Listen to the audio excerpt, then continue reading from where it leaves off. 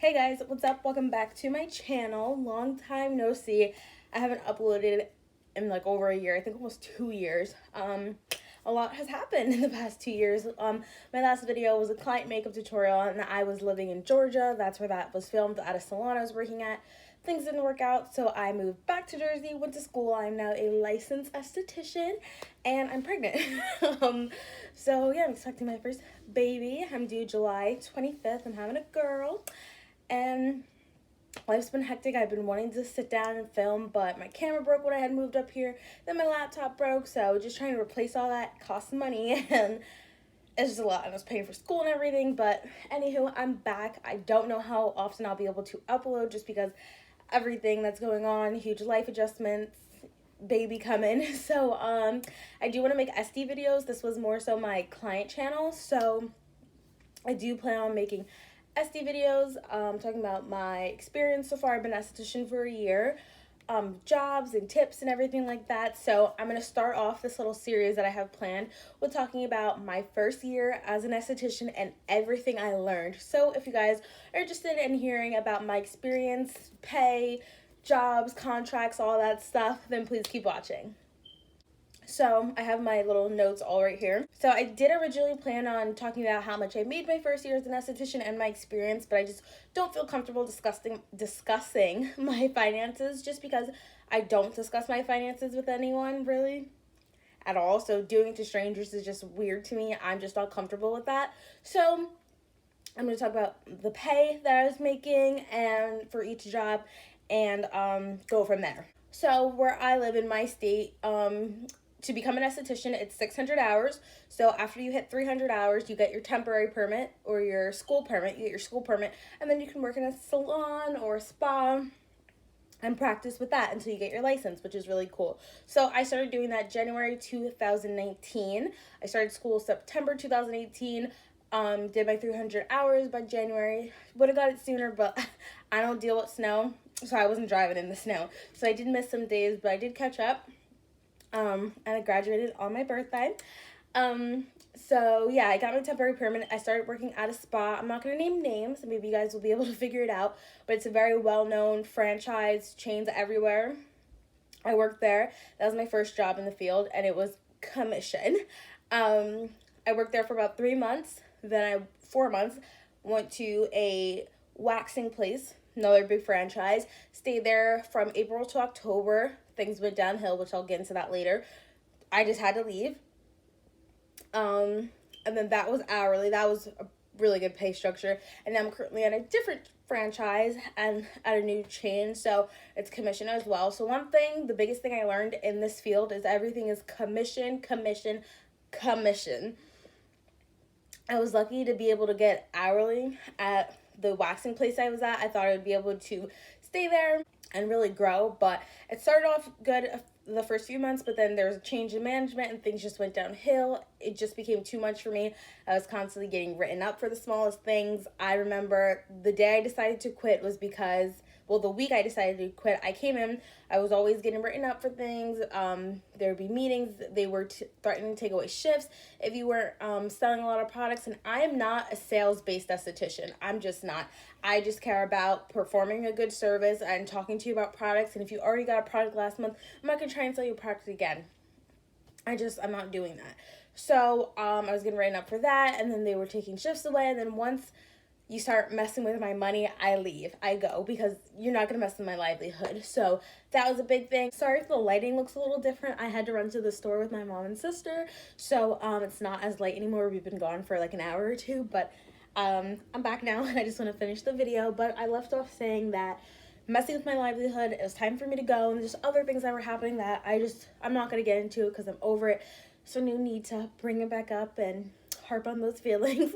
So it was just time for me to leave. But out of all 3 jobs that I've had in this industry, well, my 4 jobs that I've had in this beauty industry, that was the best paying one, because the other ones were commission.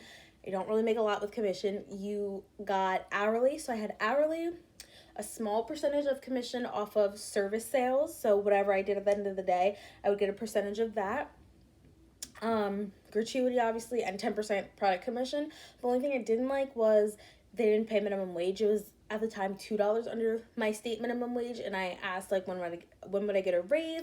They said you would get a raise every time you hit a bonus. So I was getting like $50 bonuses because I was doing like $4,000 in service sales in the pay period, but always an excuse because these companies, these corporate places don't want to pay you. And then I was like, oh, are we going to get minimum wage since it's going up? And that was a no, because between our hourly, when they add up all the service sales we did and commission, we end up making like $30-$40 an hour, which technically we do, but we had a certain clientele that did not tip us or did not tip us well.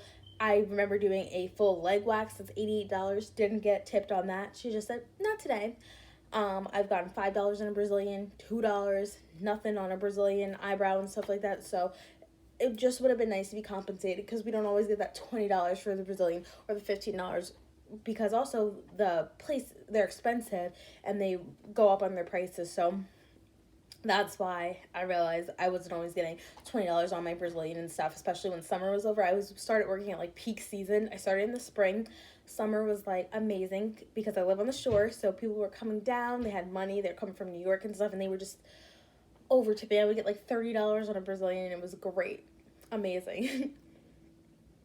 And then I'm at another place now. I'm not gonna say the name, and it's commission again. It's a little higher than what I was getting at the first franchise job I was at, but I'm doing facials now, and I realized that I want to use my entire license working between all these jobs and seeing that I want to use my entire license. I want to wax, I want to do facials, I want to do makeup, and I don't want to be confined. Corporate places, you're confined. You can't do anything else. All I could do was wax there. And there's also contracts. You sign non-competes to not wax anywhere within a certain radius, so you can't wax, well, obviously I wouldn't wax anywhere because I have this waxing job, but you can't even work anywhere that offers waxing. So even if you're not being the one that's waxing, so if I wanted to work at a salon while I was at this waxing place and just freelance, they wouldn't let me, they would fire me. Even if I was out of the radius, they would probably fire me because they're petty. So yeah, I just don't want to be constricted, so I've done a lot of thought. After I have my baby and it's time for me to go back to work, I definitely just want to have my own suite and just work out of it and do my own thing and be able to freelance, do my makeup, do my lashes, do my waxing, just do it all. And it's not going to be easy. I know that entrepreneurship is not easy, especially, I'm going to be a new mom and everything, but I just don't want to be confined to just having to do one thing and only being able to do one thing when I want to utilize my whole license. So this past year, because like I said, I started January 2019 working in the beauty field, not counting Georgia, so in New Jersey with my student permit, and then it's February 2020. I wanted to get this up in January, but after a year and being between these jobs and the corporate places and their stupid non-competes, it's just, I just want to be on my own. And then I'm going to do a story time on this. Let me know if you guys are even interested, because I want to do a story time on it. I had an interview at a waxing studio chain, and the contract was out of control. They wanted to be reimbursed for their training if you didn't last a year, if they fired you or you left, and like the interview was just a mess. So I wanted to do a story time on it because I couldn't believe, I felt like I was in the Twilight Zone. So I definitely want to do a story time. I've never done one, but I want to do a story time on that. I also learned that corporate is not for me. Between the first franchise I was at and this waxing center one, corporate is just not for me. They don't care about you. They don't have benefits. There's no 401k. There's no health insurance. They don't care about their employees. They just want you to work, sell products, but you're not going to get compensated for it. All they want you to do is sell products. And I'm not a sales-based esthetician. I have good sales. I have great sales. My percentages were high. When I wasn't being forced to do it, I felt like I had a gun to my head and I had to sell. My most important thing to me is building a great relationship with my client. And you're not going to build a good relationship with your client if every month they come in, you're constantly selling them something. And if you just got this exfoliator last week, this body polish, I'm not going to try and sell you this lotion this month. I'm just going to talk how things work, and why don't you try and introduce this? And I'm not supposed to do it, but I do recommend the products that we have, but also if they're on a budget, I tell them other stuff, like other brands that they can get. When I do facials, I'm like, you know what, this serum is really good, because a lot of drugstore serums are not great. You need the serum because the molecules are smaller, they're going to penetrate deeper, so this serum, but you can still use this CeraVe cleanser. That's perfectly fine. You don't need the matching cleanser and all this stuff, like, customized to their skin. So I find that I built a great relationship that way, because I'm not just like, only buy this product, only buy from here. Like, yeah, it's nice to use one line, but if you can't break the bank and we're trying to get you results and you have to start slow, use your CeraVe cleanser and then get this serum. This vitamin C serum is going to be great for you. So that's what I do. So that's why I was like, you know what, I just really want to save. And when I was working at the waxing center, I wanted to save to have my own studio and be able to do facials because I thought I was going to be waxing and be at this job. And then because I just didn't want to be in corporate, but now I just want to completely be on my own. So it's not going to be easy. It's going to be a journey, but I'm ready for it. I also learned that the unprofessionalism is real, and there are favorites between front desk not being trained properly, getting these people in, and then when the front desk doesn't do their job good or doesn't make the clients feel welcome, they don't want to come back even if the waxer's good. Or when we get them in the room, they're complaining about us. Even at the job I'm at now, they're lazy, they don't have proper phone etiquette. It's not, hi, how are you? It's like, hello, okay, how was everything? Great. They don't try and close the sales for us. And then, oh, she recommended this cleanser for you, she recommended this body polish for you, would you like to take it? Just, do you want this? Okay. Like, they're not being trained properly, so it makes it really hard for us to do our job, and they're not being welcoming. So it's a lot. The professionalism and the favorites that they have in these places, I'm not gonna kiss my manager's ass. If I like my manager, I like my manager, but I'm gonna do my job. And then if you're not happy with me because I'm not selling products and stuff, then that's just what it is. You're not gonna be happy, but I'm not gonna kiss anybody's ass. Not. The last thing I learned in this field after my first year is that 2 weeks are not honored. And I thought most industries it was. My first job was at 18, so I had no idea about the real world or corporate places until I got my first job at 18, and it was like a huge wake-up call of how these corporate places work. And when I Googled it, like, why aren't 2 weeks honored, I saw that they're scared of you stealing clients or telling them where you're going, and then the contract is saying you can't take your clients. But not every state follows that rule. I'm in a lot of esthetician groups, and some states follow it, but some states they don't. It's not a real law where you can sue someone because their clients followed them. Like, you can't tell people where to go get waxed and get facials. So when I left my first job doing facials, I put a month notice in, thinking doing the right thing and help them out, and they stopped giving me clients. So I was like, wow. So I stayed for 2.5 weeks, and then I was just like, I told them, I was like, well, one of the requirements there, even though you're getting paid commission, you had to pay $200 a month for esthetician insurance when they're not even busy or anything. The location was just horrible, and they blamed it on being new.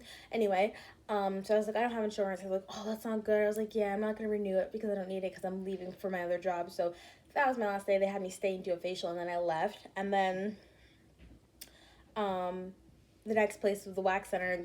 We weren't gonna leave on good terms anyway, so I just gave a resignation letter. That was it. I quit on my lunch break. And then this job, when I do leave, I already know it's not gonna be 2 weeks honored. And when I was getting trained by the lead esthetician there, I was like, because I was telling her I was fresh out of school pretty much, it felt like, and I'm brushing back up on facials. I've been waxing for almost 6 months straight. And I was telling her that I didn't even know 2 weeks weren't honored, and she told me that it's not. They just don't want you to steal clients or tell them where you're going. They don't want you to have any communication. So once you give your 2 weeks in, that's it. So that's why when I did it, I wanted to do it on my lunch break so I could have my clients make a little bit of money and just leave. All right, guys, so that is going to wrap up this video on what I learned my first year being an esthetician. I really hope you guys enjoyed, found some of these tips useful so you know what to expect. Like I said, I do want to have a series where I go into more details and into more depth about what I learned in being an esthetician. Like, I have coming up mistakes I made as an esthetician, what they don't tell or prepare you for an aesthetic school, and a lot of other videos. So I'm super excited to be back on YouTube and so happy to be filming and getting videos up for you guys. So please make sure to like, share, subscribe, all that jazz, and let me know any other esthetician related videos you want to see in the comments down below. And if you have any questions, let me know and I will answer them to the best of my ability. Thank you guys so much for watching, and I'll see you in my next one. Bye.